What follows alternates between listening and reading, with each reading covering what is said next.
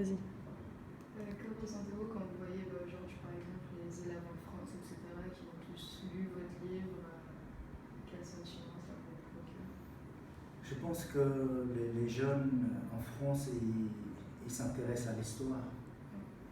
Et là, c'est grâce aussi aux professeurs qui les orientent à s'intéresser. Et quand j'étais là pour la première conférence fin novembre dernier, j'avais l'impression que beaucoup de questions ont été posées et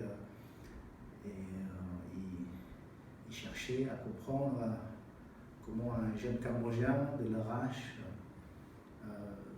pouvait vivre dans cette situation, cette condition pareille, dramatique, avec la mort partout, avec la peur partout, etc. Voilà. Est-ce que vous aimeriez que le trajet en plusieurs langues pour que ça fasse le tour du monde?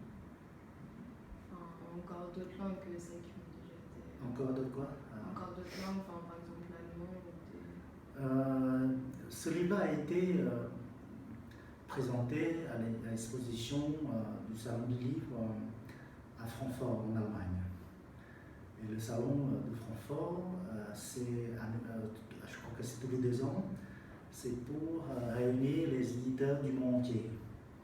Donc, je sais que la couverture de ce livre a été mise en valeur pendant ce salon-là par l'école des loisirs, par le stand de l'école des loisirs, que vous connaissez, cette maison d'édition qui est assez proche avec le milieu scolaire.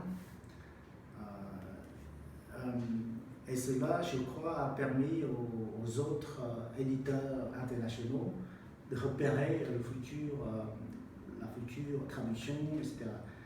Jusqu'à maintenant, je ne sais pas s'il y a des projets déjà, la traduction en anglais ou en allemand, parce que le droit est géré par l'école des loisirs, la maison française qui édite ce livre-là.